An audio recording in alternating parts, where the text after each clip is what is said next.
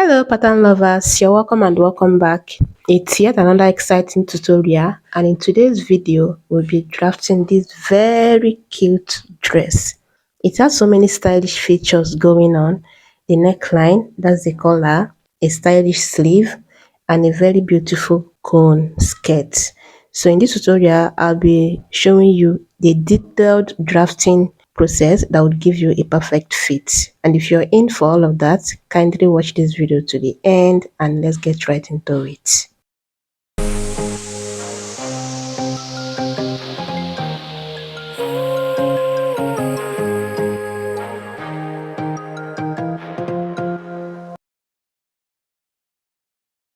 So I have a starting point line. I will be starting with the front pattern.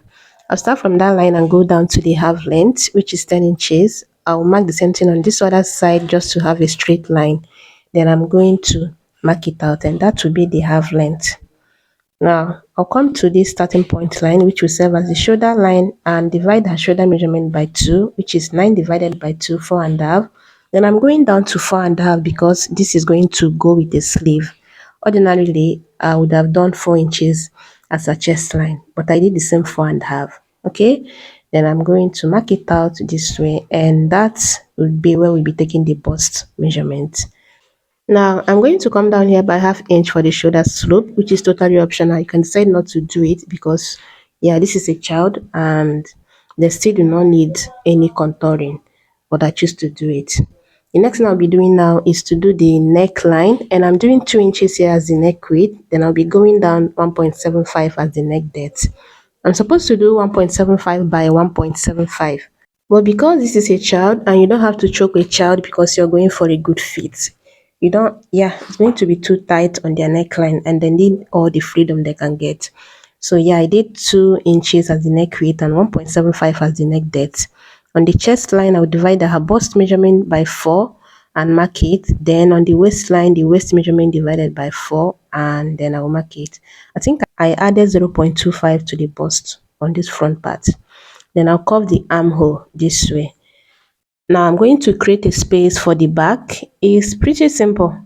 Doing this bodice for a child is pretty simple. No dots, no nothing. Yeah, so I'm going to create a space for the back. Then we'll start taking the measurement for the back, which is almost the same thing with what we have on the front. So on the shoulder line, I'll start there and go down to the 10 inches I'm using as the half length. Then I'm going to start here, which will serve as the center back, and get a shoulder measurement by 2. Then go down to the chest line and get the shoulder measurement by 2 again on that point and mark it out. Just the same thing we did for the front part. Okay, the next thing now is to do the neck width, the same thing I use for the front, which is 2 inches. Then I'm going down here by ½ inch as the neck depth, and of course I'm going to give it a round shape this way. The next thing now is to come down here by ½ inch, which again I would say is totally optional. You can decide not to slope the shoulder, it won't even make any difference. Now on the center back on the waistline, I'll come in ½ inch and blend it upward like that. Again, this is totally optional. You don't have to do it. You can just leave it like that. But yeah, I'm just choosing to be extra. Then starting from this new black line, I'll be taking the bust measurement divided by 4 and the waist measurement divided by 4 on the waistline. And that's pretty much about it. The next thing now is to curve the armhole like this. And then I'm going to follow the center back contour line. That's basically add your zipper allowance on the center back this way. Whatever zipper allowance value you choose to do, you can do it here, but I'm doing ½ inch here because that's what I usually work with for children. Okay, and that's pretty much about it. The next thing I'm going to do now is to cut this pattern out, then we'll proceed to the next step. Body on pepper them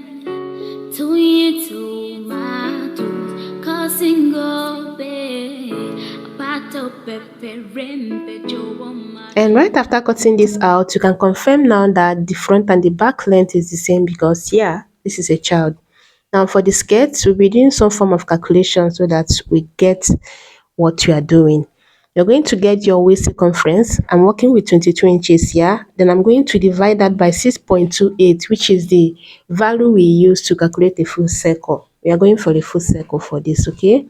Then 22 divided by 6.28 gives me 3.5031847134, which I will just approximate as 3.5 to make my life easy. Now you're going to determine how many panels you're going for.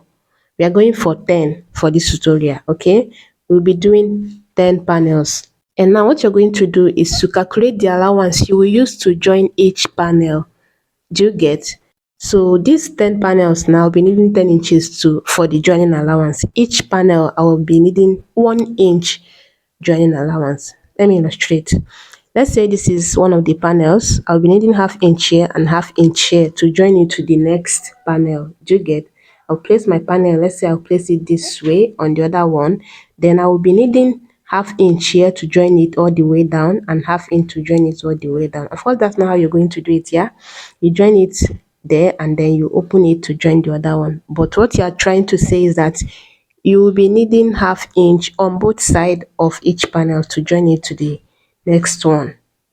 Do you get that?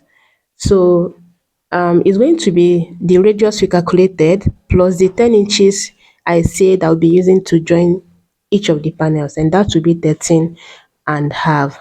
But in case you don't usually use half inch to join as your stitching allowance or joining allowance, let's say you usually use 0.375, on both sides is going to give you 0.75. Do you get?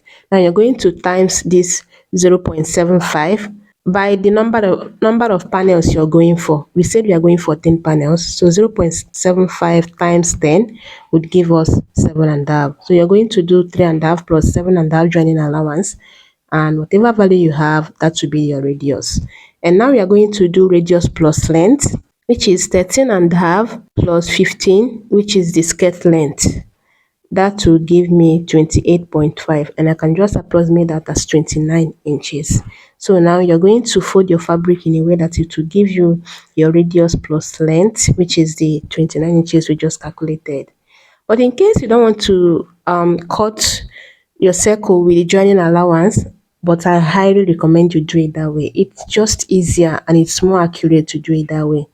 What you can do is to just plus your actual radius, the one you calculated with your waistline, plus the skirt length. For this case, we have 3.5 plus the 15 inches skirt length. 3.5 as the radius, then 15 inches as the skirt length. That is your gown length minus the half length. Is that clear? So yeah, that would give me 18.5, which I'll just approximate as 19 inches.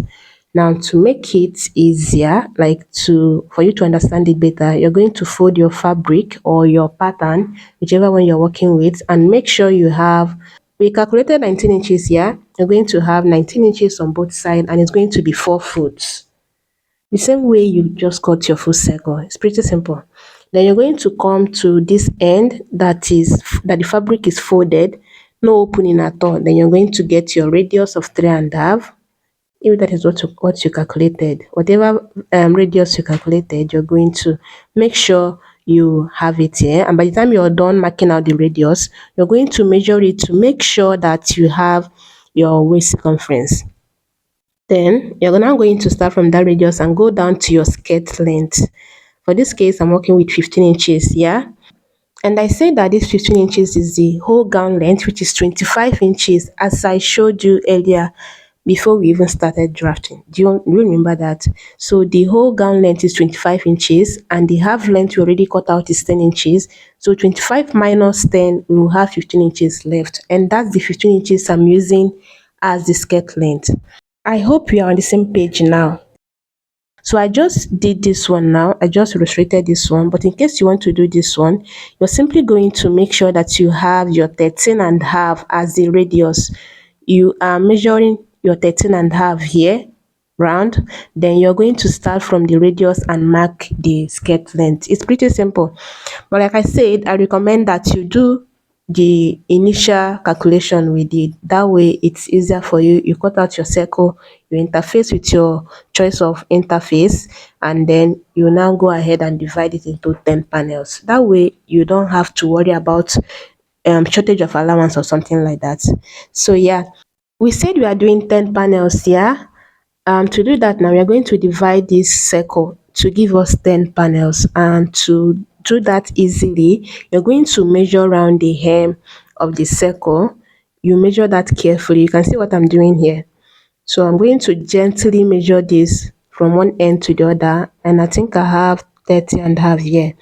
I'll measure again to confirm that I have the 30 and a half. And after doing it the second time, I think I have just 30 inches. Then I'm going to measure this radius the same way, measure it round, measure again to confirm that you have what you should have there, like what is there, and then you're going to write it down. And you're going to divide that by 2.5. You divide this other one by 2.5. So this other one gives me 12, and the other one gives me, the radius gives me 2.3.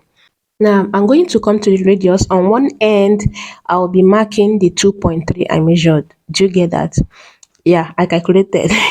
So 2.3 from one end, then you measure another 2.3. Make sure you have the accurate or the actual 2.3. Measure it again to confirm. Then you mark it, then you measure another 2.3. The other one left is going to be shorter. It's not going to be up to 2.3 because it's on fold there. You should have 1.125 there. Then you're going to come to this side that you have that your 1.25. Yeah, 1.125. You're going to mark 6 inches. Then from that 6 inches, you're going to mark 12. And then this other one is going to be 12 inches. Do you get that? It's very simple. By the time I mark this out and cut it out, I think it will be clearer that way. So you're going to connect from the 6 inches to the 1.25 you have on the radius. That's the first one. Yeah. Then you're going to connect from the 12 inches you have at the hem to the 2.3 you have on the radius. Then the other one you have 2.3 and then 12 on the hem. And that's pretty much about it. This is 2.5. You can see 2 is a whole and then the other half, the other one is half. It's not up to. Yeah. So after cutting it out, you slit it open on one end and then counting this, you see that I have 4 pieces here. So I have 4 pieces. Then this other one is also 4, 5, 6, 7, 8. Then this is 9. And then this is 10. Is that clear now? So we have our 10 panels ready. Now you're going to take out one that you know you have your exact 2.3 on the radius and 12 inches on the hem. Okay, so let's say it's this one now. I'm going to fold it into 2 equal halves. Make sure, like, just get the midpoint. So to make it easy, you're simply going to fold it, and then here I'm trying to trim off the excess I have on one end. And now you're going to open it up this way, then measure from the waist, or yeah, from the hem all the way to the waist. Whatever you measure there, you're going to divide that into 2 equal halves. You measure this other side too, and then you're going to divide whatever you measured into 2 equal halves. Okay, so I divide that by 2, then I'm going to mark the half of it here, and then mark it on this other end and also on the midpoint. That's the folded line you're seeing, just somewhere here. I'm going to mark the same value here. Then I'm going to use my pencil to like make it round this way. I know that's not obvious, but it's just like a guide. Then now on the midpoint, you're going to go up 2.5 or 3 inches, depending on how curvy or how deep you want your curve to be. And now you're going to connect these 3 points this way. Just curve the 3 points out as you can see me do it here. It's pretty simple. Take your time and give it the shape that you want, or the shape you can see on the thumbnail, which is basically what I have here. Now I'm going to use my marker to highlight it so that you see it clearly. And that's pretty much about it for the half of the cone. Yeah, the half cone. Now place it on a fresh paper, then trace it, or I'll trace it out nicely. Make sure you have something like this by the time you're done. Can you see that? So we now have the half cone, and of course it's going to also be 10 panels. Do you get? So yeah, we are done with this one. The next one now is to work on the collar. So to do that, you're going to take the half bodice and measure around the neckline. You can even do this after joining the shoulder. Like, even after you're done making your dress, you now measure the neckline after joining the shoulder. But if you want to do it now on your pattern, it's also okay. So measure the back, and then you measure the front, and then you put them together. Whatever you measured on the front, you write it down, you measure the back, you write it down, then you plus them together. Now you're going to fold. If you're doing this on your paper, you fold your pattern paper like this, and now you're going to measure what you measured on the front and back neckline, plus them together like I said before. And now you fold the paper again. Now you're going to mark out that same value. Do you get? Then you can now decide to add your allowance here on the paper or by transferring to the fabric.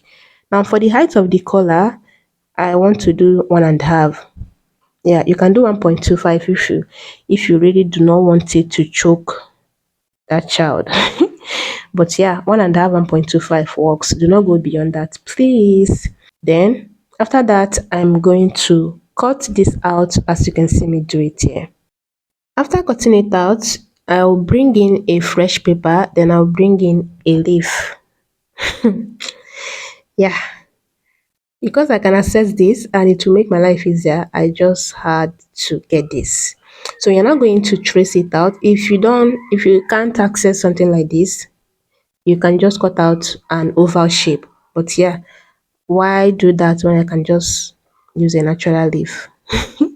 You're trying to create a leaf-like template. Do you get? So after tracing it out, I'm now going to use my measuring tape to measure where I have the 1.5 we are using as the collar height. Do you get? Then I'll mark it out like this. So I have my 1.5 there.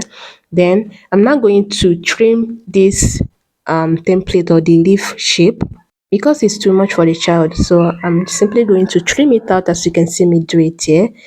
However you choose to do this, just make sure you're creating a leaf template because that's what you need next.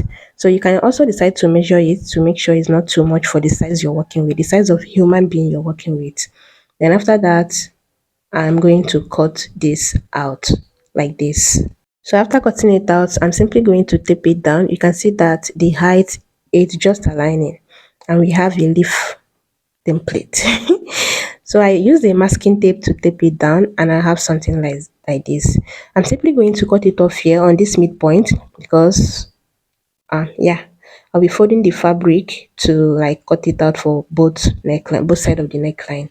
Now let's assume that this is your fabric. You're going to fold it on bias. This is very important. Whatever is going to your neckline should be cut on bias so that it will relax properly. Your neckline is not straight, so you have to cut it on bias in a way that it will stretch and conform to the neckline. Do you get that? So after folding your fabric on bias and fold it into two again in a way that you're cutting for round the neckline. Do you get? You're not going to place your template this way.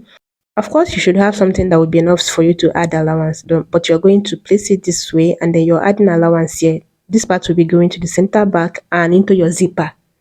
Then you're going to add allowance on both sides, okay? But what matters is that you're cutting this on bias, please, so that it will, yeah, form nicely on the neckline and, yeah, with no distortion. The next thing now is to do the sleeve. You're going to fold your fabric and measure down to your long sleeve. You can even add 1 or 2 inches to that. So here, let's assume that our long sleeve is 11 inches. I don't have a long sleeve measurement anyway. Then you're going to measure out whatever you usually use to cut out a sleeve for the size you're working with. Okay, you mark it out and then I'm going to mark it straight now.